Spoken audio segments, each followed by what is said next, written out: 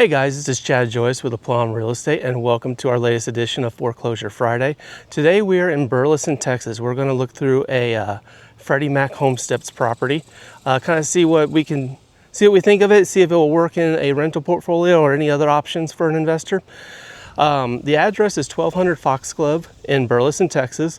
This is a 3-bedroom, 2-bath home, about 1,470 square feet, built in 2013.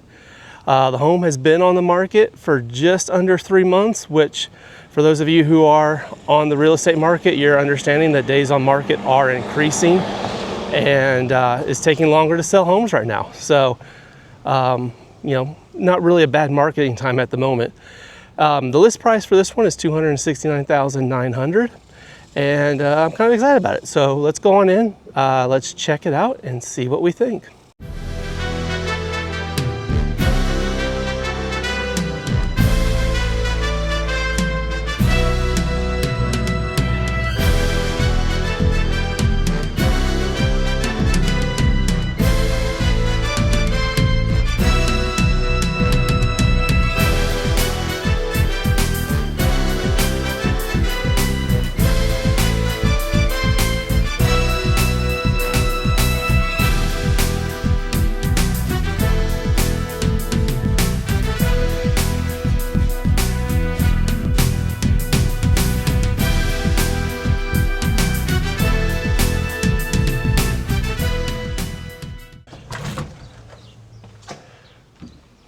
All right, here we go, right on in. You can see when you come on in, about 9-foot tall ceilings, maybe 8 foot.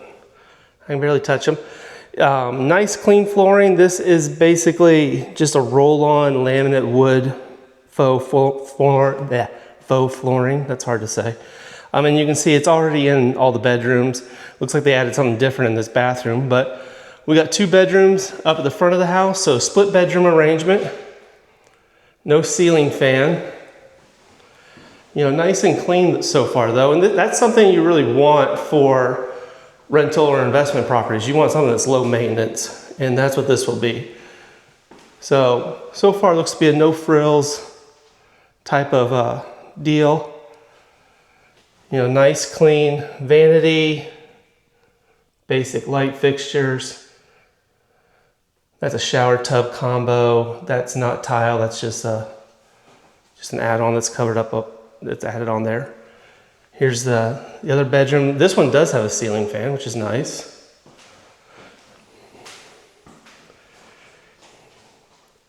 Good sized closet. They're not walk-ins technically, but they are a good size. Just going back to the rest of the house here. It looks like the whole house has this the laminate flooring on here. Here's a walk-in closet. No damages yet. You always want to check those closets, by the way, because that seems to be where termites hide. Here's something that's concerning. I don't know if you guys can really see that. On the right, you see that 78. It's supposed to be cooling to 78, but it's 81 in here. So probably have an issue with the AC unit. You want to get that checked out. So here's coming on into the main living area, open into the kitchen area. You can see back towards the front door. They do have a little eat-in dining area over here with a chandelier. Small little kitchen island. We got Formica countertops, stainless steel appliances. Your basic cabinets here. They're not the extended ones. But all this stuff is in really good shape, so it should be low maintenance for a rental owner or an Airbnb or something like that. Decent sized pantry. Like I said, these are the things that you're looking for. Laundry room, hookups. Looks like we got the garage going in through here. Like I said, these are the things that you want to find for a investment property. 2-car garage. Hopefully that light doesn't start flickering. Got a little bit of damage here. That's the attic access door. Looks like they just stuck a piece of sheetrock there. The furnace is downstairs, so probably not much of a need to go up there. There's our hot water heater. There's our electrical panel, and looks like AT&T security system got taken out for some reason. But you know, good two-car garage here. Like I said, so far it's really nice and clean. I'm not seeing any stains in the ceilings. You got the recessed lighting. You got the two different light colors. The chandelier looks to be a pure white, and you have this off-white in the other light bulbs, but that's not really a big deal. Our primary suite looks like it's back here. Let's see what we got. Walk-in closet. Again, this is a basic home. This is a starter home. We're not going to see any of our, you know, excessive things that we see in some of the $1 million homes that we walk through. You know, basic bathroom here, shower tub combo. You can see right here, you know, no privacy. The toilet's in the bathroom. You know, you don't have any privacy with that. You know, it used to be these homes would be selling for $175, but you know, after the pandemic and all the appreciation over the last 7 years, we're up at $270 as a foreclosure. So again, there's the view of the main part of the house. Here's where the furnace is. More than likely, this is the original furnace. It got winterized. That's what that sign right there says. It's got winterized November of 24. And then up here's all the information on it. Don't see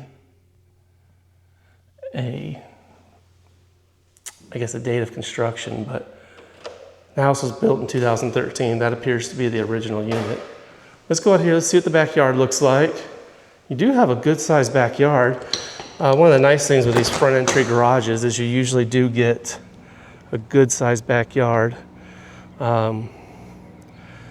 Unfortunately, you have shared fencing, and all this fencing is kind of fallen down, and some of it's painted. I don't know why that happens. Oops. Looks like we got a door here, gate that's missing, had to be repaired. Looks like there's the problem. Somebody kicked it in. You know, fence post missing there. It is nice, they do have the metal post here. I can't tell on this side. It looks like, poke my head up, they got metal posts on everything. So that's better than having those wood posts. Those wood posts fall over and break a lot easier in high winds. Here's your AC unit. Again, looks to be the original unit, so probably about 12 years old.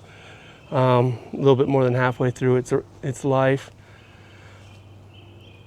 You know, roof looks good. I mean, all in all, just from a condition point of view, this is a home that would be ready to lease out or do anything like that right away. It doesn't look like there's really a lot of damage or anything. You may update some light fixtures if you want to, but that doesn't really count as damage. You know, fascia in the back, looks like they did some work on it because you can tell we had some overspray right here. So looks like it's been repainted. There's overspray right there too. So, and Freddie Mac, the Home Steps program does do that for a lot of their properties. So let's go back to the office. Let's run some comps and some rental comps and see what we can do with this one. All right, guys, we're back in the office here, and we're going to analyze 1200 Foxglove Lane in Burleson, the house we just saw. And as you remember, when we were out there, let me go with the gentleman version. I'm putting on here, and let's see, we'll get that up there. Basically, no repairs for this house. You know, walking through that home, there really wasn't anything that was needed to be done. It was move-in ready. Now, there are things you can do, like you can fix the fence, you know, do a couple, maybe replace the HVAC system, because remember, it was set for 78, but it was at 81, so it's probably something you want to look into, but nothing I can really see right now. Okay, so we're going to go ahead and analyze this as if there's no repairs that need to be done. So here's the property, and you can see right here, LP stands for list price, OLP stands for original list price. So the seller on this home, who is Freddie Mac, they started listing the house at $289,900, and they've already dropped it $20,000. So that's showing that they're motivated here to sell. They have been on the market for 77 days. So they're back past their first look period, which Freddie Mac has a 30-day first look period where they only consider owner occupants. They won't consider investor offers. But now they'll review anything. But even as it is right now, they're not getting much activity. Just go over the basic details. Right here, 3-bed, 2-bath. Let me see right there, 2-car garage. Sorry, my circles are not the best. And then 1,471 square feet, and built in 2013. So those are the basic details of the home. So let's go ahead and look at the comps that we got, and I'd already pulled up some of these. And you know, do it like I normally do. We have the city of Burleson. We're going to look at this subdivision. Right here, you know, the closed status or homes that have sold, 0 to 90 represents the number of days, approximately 3 months, and we're looking for homes built within 5 years of our property. So let's go see what we find. Right now you can see down here, we got 16 matches, okay? Let's go look at them, see what we got. All right, so the first 11 are active, green status. You can go look at them, you can put in offers. These homes are not under contract. They may have an offer on them, they may not, but they're not under contract. Active contingent and active kickout means that there is a contract on it and there's some sort of contingency that has to be satisfied or fulfilled before they can move on and close on the property. And then the last 3 are closed. Those means those are the homes that have sold. So we have 3 sales in the last 3 months, 1 a month, and we have basically 13 active properties. So you're talking about 13 months of inventory. And if you are a homeowner and you are selling a home that you bought in the last 5 years, and we're talking a normal standard, community that's not custom or anything like that. This is what we're seeing. Right now, we're seeing a strong oversupply of properties. We're seeing prices drop, and we're seeing a limited number of sales. It's due to interest rates. It's due to wages not keeping up with inflation. It's due to a lot of reasons. People are worried about the economy. There's a lot of reasons going on right now as to why this is happening. But this is not atypical. In fact, there's a lot of communities when you get into some of these almost tertiary suburban areas where they'll have 200, 250 homes on the market, including new builds, and they're only selling 20 a month. So it's a hard market. But looking at this one, like here's our property right here. It's the cheapest one. It's listed at $269,900, and it's basically, here's boxwood, 1,642 square feet, sold for $280. So get rid of my horrible circle there again. I'm estimating the value of this house is $270, which is right where they're listed. So quite frankly, if you're an owner occupant, there's no reason for you to buy this house. You're going to get a special warranty deed instead of a general warranty deed. And the general warranty deed covers you from basically the land and through the whole history of the property. Special warranty deed will only cover from when the seller took possession of the property, which during the foreclosure was the foreclosure process. So you don't get as strong of a deed as you would with some of these other properties. If you're going to do this, like I stated before, you need equity. And the last 35 sales I've done this year for buyers, our average price when compared to the list price is 5.5% off. So we're buying at 94.5% of their latest ask price. Run that into this property, okay? So 269.9 times 0.945, that puts us at 255. That's what I would recommend that you buy the house at. And on top of that, ask the seller to pay all your closing costs. Ask them to buy down your rate. Get as much money as you can, because right now there are no buyers. Buyers have the power. So if you're going to buy a house, this is when you do it. And you get that rate bought down. You get the equity in the property. You find a home that you don't have to work on, like the one we saw. This is the opportunity to buy. Buy within your budget. Obviously, interest rates are a concern, so don't, if you're approved for 350, don't buy 350. Buy a $250,000 house. I like this. And then when the market recovers, you're going to have an explosion of equity. Let's go ahead. Let's look at the rentals on this one. Let's see.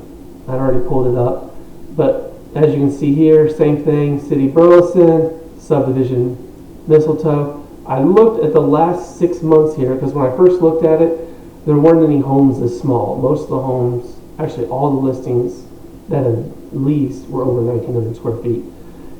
Even going back, and sorry, plus or minus 5 years, even going back 6 months, we're still looking, we still don't have much.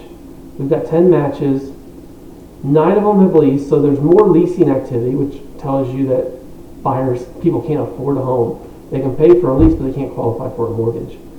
But this is the closest one, 1,661 square feet, leased for $2,075, and that was in February 17th of this year. There, you can see it a little better now. So I'm estimating you can probably lease this house for $2,000. All right, so let's go on over here.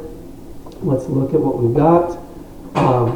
If you've seen this before, here's where I have all the information. This thing's rent ready. You can move right in or you can lease it out.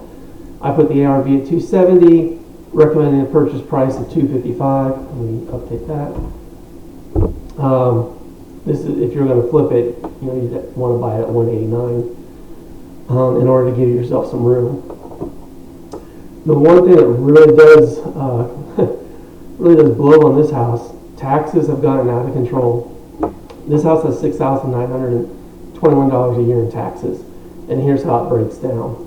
Okay, so there's your city tax rate, your school, your ISD, county, college, hospital, and when you add all that up, the total is 2.4%, which honestly isn't bad. There are a lot of places in Tarrant County where that's over 3, believe it or not. I've seen it go as high as 3.1, 3.2% of their assessed value. The nice thing about this is, since we're listed at $269.9, the following year, all you gotta do is take your settlement statement in and say, hey, I bought the house at this price, and you can adjust your assessed value. You don't even have to bring in comps. So you can definitely get that reduced. This really doesn't work as a fix and flip because, like I said, they're literally right at the ask price. And let's see what it even comes up. Assuming you can even sell it at $270 and you bought it cash and you had no holding costs, you're still losing almost $4,000. Not something I would really look at. If you're going to rent the property, here's how that would work if you left 50% of your equity in there. So it would cost you $121,737.90 to make $117 a month. Again, I don't think that necessarily really helps you. One thing we can look at is, let's see, Fort Worth housing.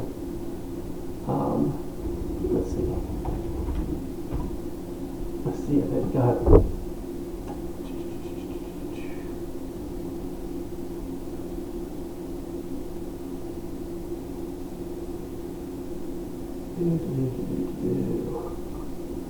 Housing payments per zip code. Let's see if that pops up.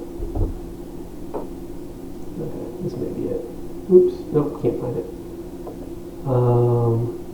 There we go. Fair market rents. All right. Sorry, sometimes I forget where that gets stored.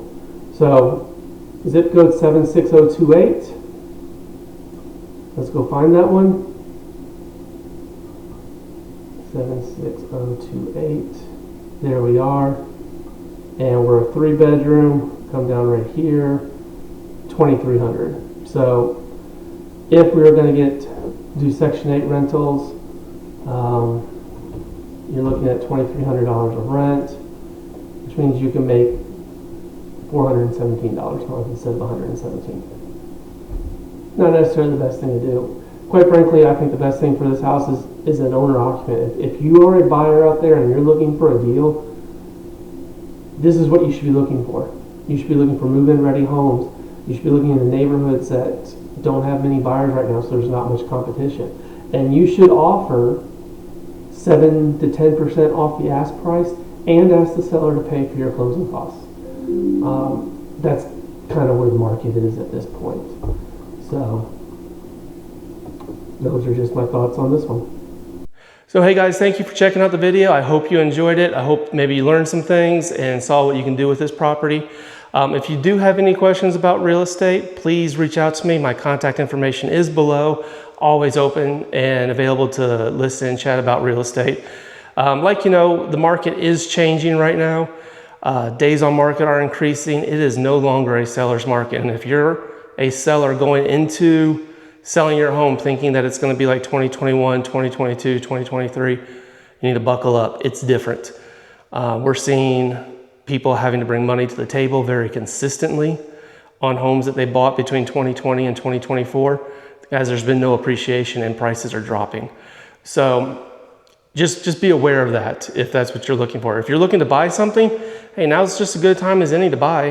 We don't know if interest rates are going to go down. We don't know what the future is going to hold, but prices are coming down and there aren't as many buyers out there. So you're not going to be competing with people like you were 5 years ago, 4 years ago. But again, thank you guys for watching the video. I hope you enjoyed it, and we will see you next week.